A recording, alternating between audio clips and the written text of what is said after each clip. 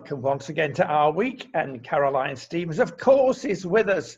And she's been scouring what shops are left open to get the right flowers, the right blouse combination. And I'm going to leave it up to you, viewers, to decide whether she's achieved anything. Well, colour coordinated today. Yep, great. We've had such beautiful weather this weekend. So orange is the in colour, apparently. Oh, there you go. Well, yeah, that's it. It's the colour of my skin now. Well, it's the vitamin D. She disappointed me. She stood me up yesterday. I'm going to get some vitamin D, she said. I've not been out all year, now the first day, and so we're recording this a day late. True or false, madam? It's true, yes. I stood you up for the sunshine. Yes, I know my place. Listen, we've got lots to talk about. You can't keep up with anything these days. It changes every 5 minutes. And there are things behind the news, subtexts and real meanings of real things. And we're going to cover one or two today. The first thing we must cover is dear friends at Radio 4 Today programme.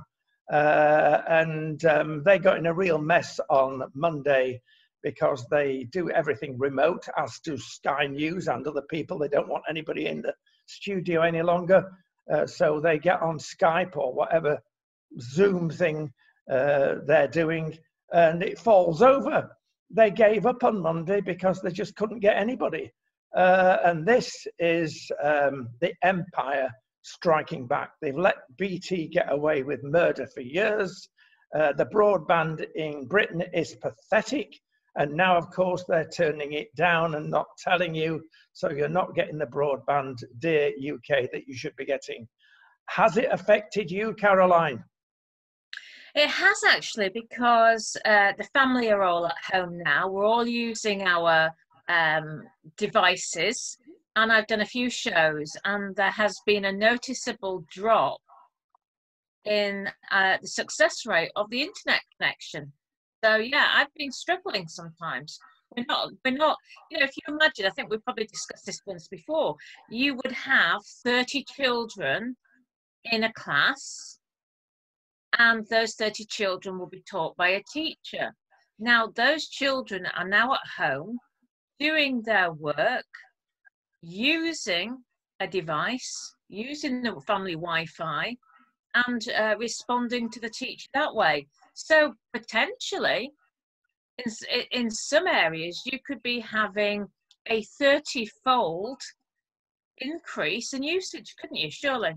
Well, indeed, and we're blessed, of course, as you know, we're in Portugal at the moment. Both Portugal and Spain have got decent broadband. Everybody, and we've mentioned it before, in Portugal, a poor country, allegedly, 95% of people have got fibre to the house, and it's 7% in Britain. And now it's catching Britain out. They desperately need a decent broadband, and it's horrible. In Spain, the broadband in certain areas, most areas, is even better than Portugal. So how they can do it? Well, it's not we can do it, of course, in UK, but we're not allowed to. The BT mafia takes over, makes a fortune out of everybody, and doesn't know what to do with the money. So it says, oh, we'll open a football channel. Now, I know you're into football big time, but I tell you what, it means that everybody's paying BT, Sky Sports, goodness knows, and it's actually over £1,000 a year, which is 3 times more than anybody else pays. The whole thing is a tragedy. Let's get it out there. Well, you obviously got a bee in your bonnet this morning. Well, I mean, it's appropriate. Happy Easter. And to you. I'm more concerned at the minute about the medical situation. You sent me an article saying that in Spain, you're saying that Spain and Portugal have got this such great broadband, but then you sent me an article saying how many people were waiting for operations. Was it November 2019, before the virus hit? You sent me an article which says 700,000 patients were on a waiting list for surgery in Spain. Yeah. So which would you rather have, surgery or broadband? Well, that's a good question. Everything's politically motivated, as you know, in our dear old country, wherever we are. We broadcast worldwide. This program goes worldwide. Each have their own problems with the, as they say in Spanish, los políticos, the politicians. And in Spain, it's extremely left-wing. It's left-wing in Portugal, but not as bad as it is in Spain. And everything is influenced by this. And it's true, Spain, bless its heart, has made a complete pig's ear of the whole corona thing. And now it is being whispered in my ear that they're desperate, of course, for money to come in from tourism. This is their biggest business. And behind the back of everybody, they talked to hotels and said, and whispered to them, you can start booking shortly because we're going to let you open your hotel on the 29th of May. So you can take bookings from the 29th of May. Now, that shows that perhaps Spain is over the bump on the way down. But ask yourself this question: who's going to come to Spain, or Italy for that matter, or even America, with the numbers of people dying? Well, I mean, that's quite a Pandora's box of a question, really, isn't it? You've got, if countries like the UK are not allowed to fly out to Spain, just because, as you say, just because you've got your hotels open for business, the aviation organisation, the aviation authorities have got to get themselves back into gear. And if we can't fly out, if the Americans can't fly out, then who are you going to have? You're going to have fellow Spaniards, and are they going to have the money to are they going to want to stay at home, or are they going to go and travel to a different part of Spain? So there's a lot of unknown variables in this scenario. We've been told that the coronavirus situation in the UK could prevail for maybe another 18 months.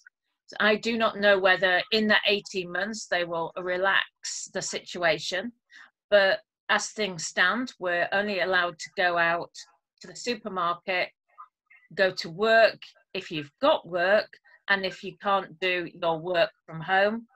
So, you know, there's going to have to be a big step change before we can actually think about flying out of the UK again. Now you've hinted at the airline thing, and we were both discussing this earlier, in that airlines, actually, the whole lot of them worldwide, represent a 20th country in the amount of GDP. It generates a substantial amount of business and money. 65 million people worldwide work in some measure or another for the airlines. It's mega, and they've been shut down. Will they ever recover? This is a subject that is very close to home, shall I say. I'm very closely linked to family in the aviation industry. So, you know, I'm watching this with bated breath. I know that a lot of jobs will now relocate to India, for example, when things get back up and running. As you say, it forms 3.6% of the world's GDP, making it the 20th country in the world, if it was a country. It ranked with Switzerland, and was it Argentina, I believe. So it is a very, very important industry, and it actually contributes more to global GDP than car manufacturing and big pharma, which did shock me, actually. So, I mean, there are some high value goods that are actually used, transported around the world using the airline industry. So we will look and see what happens with the International Air Transport Association, what's coming from them, or rather from the worldwide government, because I think when you see this globalization effect, you realize that all these governments seem almost to be linked together by this pandemic. So how is the world going to cope with this? Yeah, that's the $64,000 question, of course.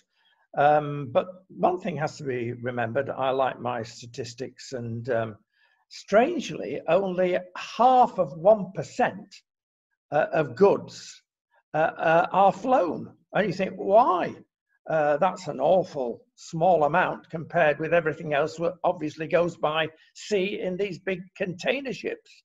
Well, it's the posh end, the expensive end, the urgent end that goes by Royal Mail, for instance, overseas, goes by air, and anything that's expensive and small, because you're not talking about a big tanker floating in the sky. So only 0.5%, and the rest goes by sea. And that may have an advantage if you think about it, because the coronavirus survives on all sorts of things for 3 days minimum. Some people say in some circumstances 3 weeks. So maybe it's a good idea that most of our goods come from China by the slow boat from China. At least it gives the virus a chance to die off. Well, I mean, China seems to be flourishing now after the Wuhan incident. So, I mean, the airline industry, will it ever recover? I think that was one of your earlier questions. I actually don't know. I mean, lots of articles are now saying that certain major airlines have grounded 96% of their flights, and the cost implications, the job implications. But remember, only a few weeks before the coronavirus hit, I was putting out videos about the new Green Deal. And the new Green Deal, which was, they talked about it in America a year ago, how it would impact the airline industry. The new Green Deal is all about the destruction of the aviation industry. So on the one hand, you've got these hypotheses, if you like, these theories that they want to decimate, destroy such an important and valuable industry under perhaps the guise of climate change. And a few weeks later, they probably get their wish. I mean, will any of these governments actually bail out the airline industries? If the governments are part of the New World Order, and we're talking about a UN agenda of climate change, then why would any national government be bailing the airline industry out? You're probably just going to get the top end of people, dare I say it, like the likes of Prince Charles and all these rock stars who will be able to fly in the future. So how do we get to Spain to fill your hotel rooms? It's airline industry, the travel industry. You just think of all the knock-on effects of the destruction of this industry. It's truly shocking. Indeed. Let's go to China again, because rumors are coming out. And you mentioned this, they're doing all right now. They are compared with the rest of the world. Although there is another rumor, of course, of a second wave that they're hiding like they hid the first wave. But September, October in China, they were buying up the whole world. Did they know about the coronavirus even in those early days? They were buying big companies all over the world. And there's a company called the Greenland Group that's a think tank, and they've discovered this. Now, we can easily get into theories, conspiracy. David Icke certainly been brought to task the last week.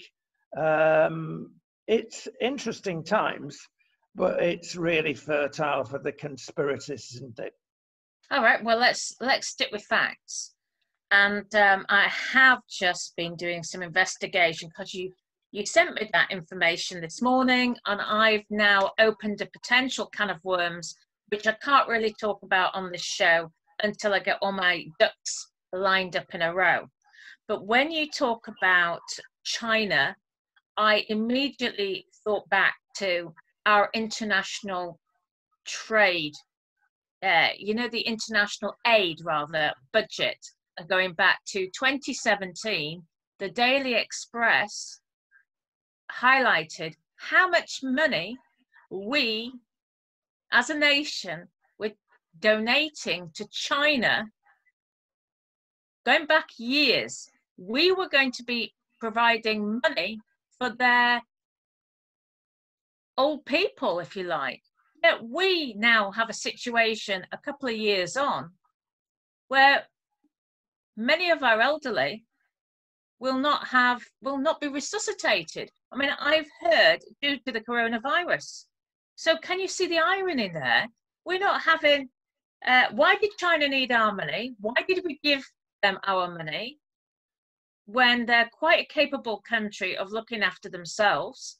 This must surely fit back to the UN Agenda 2030, which clearly states as part of its mission that no country must be left behind, and the richest countries, or the perceived richest countries, I should say, are going to hand over money to other countries to make, I guess, you're talking about, this is global communism, isn't it? So we can't resuscitate our people. And in fact, the Daily Mirror covered a story in the last 24 hours to suggest that children with cancer aged 11 and 16 would not be resuscitated under the NHS. If they became ill with the coronavirus, they would have DNR, do not resuscitate. I've put that up on my timeline this morning. Somebody says this isn't a government directive. They're saying it was some health official, and they've now retracted that statement. And I'm saying, well, can you give me the evidence of this retraction? Then somebody underneath has said, oh, my so-and-so is 63. She's been forced to sign a form, do not resuscitate. So we don't quite know yet what is the age cutoff. But I mean, Rodney, 63, do not resuscitate. It could be a lot younger than that. 63, that person hasn't even got their pension.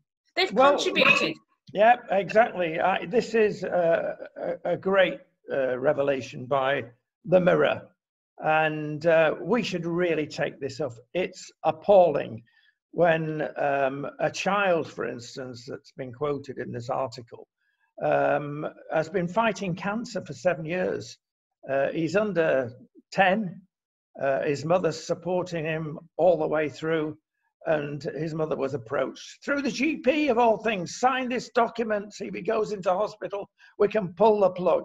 This is appalling, and many people are being asked by their GPs to sign these DNR notices. It's awful. How do we quantify the validity of a life in money terms, which is what we're talking about? Oh, there's not enough money to go around to look after everybody. You cannot do that. Once you take that step, it's a step to disaster, because money will control everything. It doesn't quite. We've still got our self-respect in many instances, and we've still got a spiritual side to us that goes above the money thing. But if we adopt things like this, it's a recipe for disaster.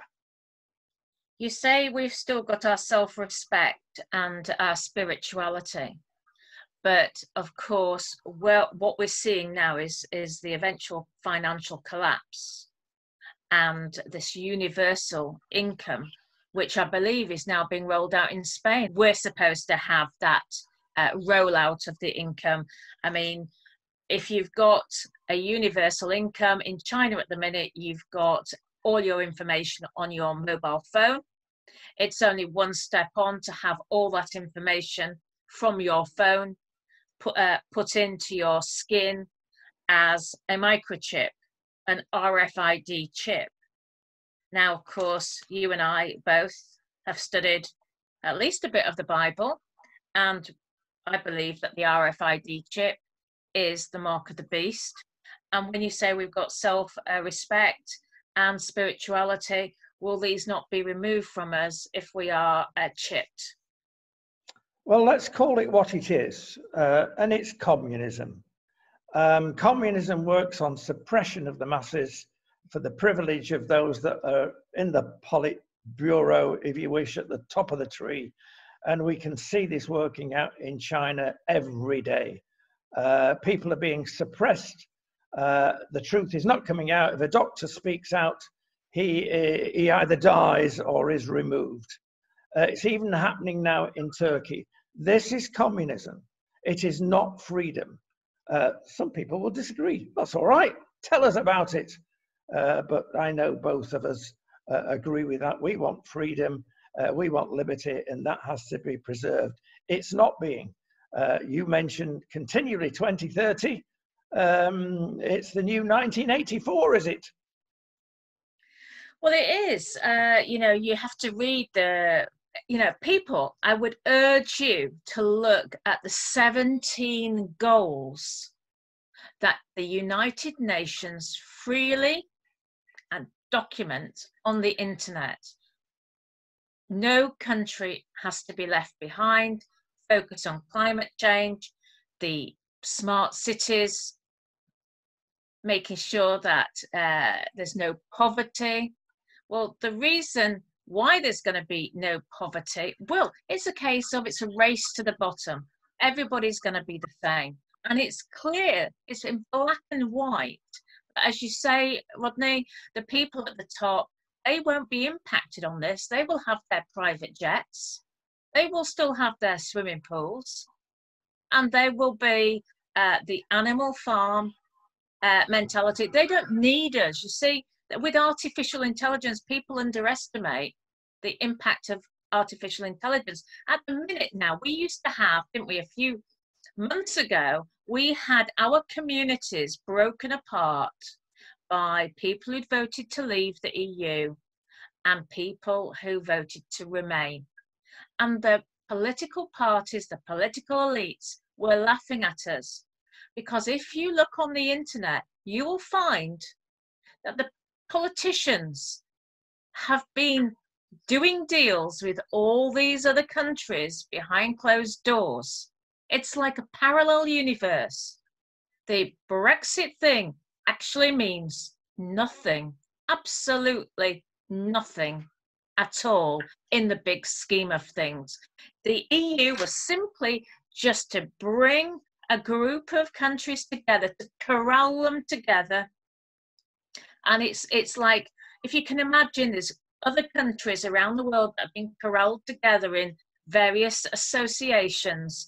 And then what the United Nations can then do is sew, it's like a patchwork quilt, sew these patches together to pretty much cover the whole globe and be in charge. Bearing in mind, there's only 147 transnational corporations that are effectively running the world, providing the services. So where do you go when everything is sewn up in that way? Well, we've mentioned this before, but it's important that the coronavirus has purged many things that are wrong. And one thing it's purged is that nearly 79%, I was going to say 80%, nearly 80% of the people in Italy now see the EU as a disaster. It has not worked. When the chips are down, it has not worked.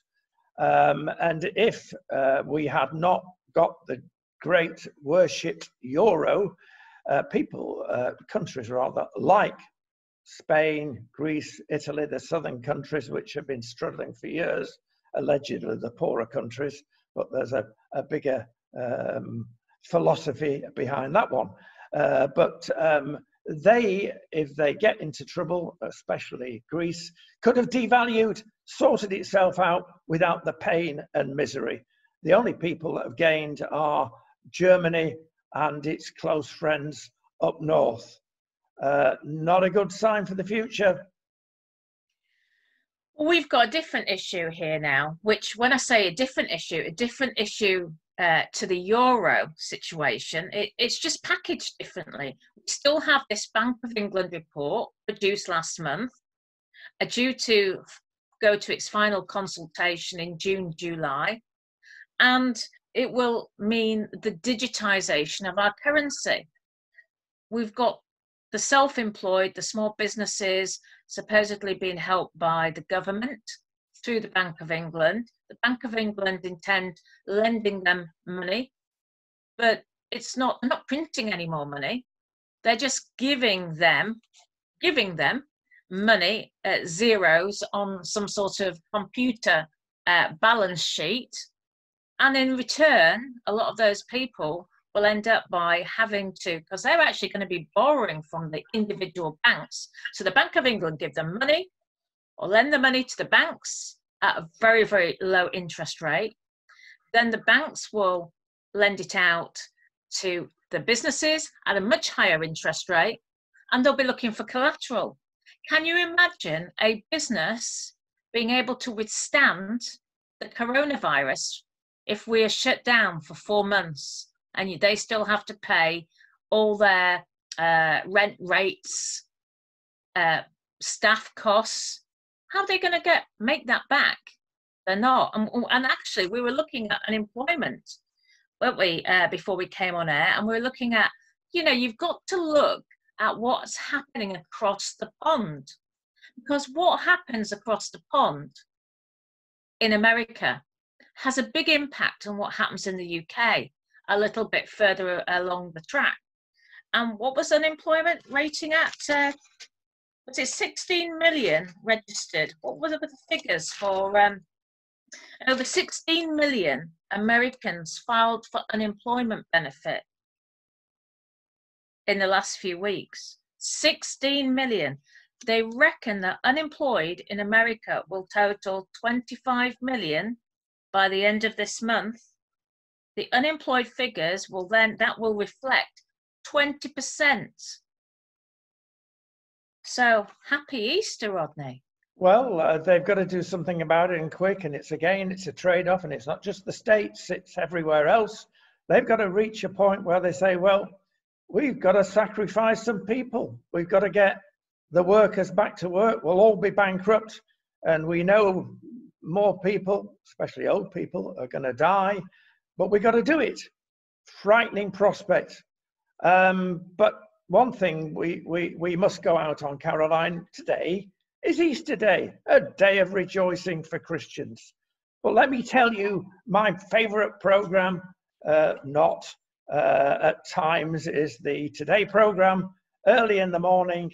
And there was, and is every day, Thought for the Day. Usually it's a bit middle road, and that's where you get run down, of course. But this week it had James Jones, and he's a good chap from the Anglican Church, and that was great, followed by a non-Christian interview. And it was a guy that had recovered from coronavirus. What was it like? He was asked by Nick Robinson, and he went through the various stages, and it's not a pleasant thing at all. It's a bad disease. And he said, in the middle of this, he said, I had this picture of Jesus walking on the water and stilling the Sea of Galilee. And that's what brought me through. And what did the dear old BBC say? Or at least dear old Nick. Old Nick? Oh, that might be, yes, Freudian slip there. He says, oh, that was the drugs that you were full of. I knew you were going to say that. Oh, he was going to make a comment like, I'll have some of what you've been having. But I mean, that shows where we are spiritually throughout Europe, especially in Britain. We don't do God. I mean, dear old Alistair Campbell said that. My goodness me, did God do him and Mr. Blair almost as soon as he said it? But there's a spiritual dimension which we've mentioned. Let's sit back and think, at least this Easter day. Here endeth the sermon. The Lord is my shepherd. There you go. We'll end on there. You can't beat that one. Thank you, Caroline. Bless you all. Happy Easter to everybody. And thanks, Rodney, for having me on.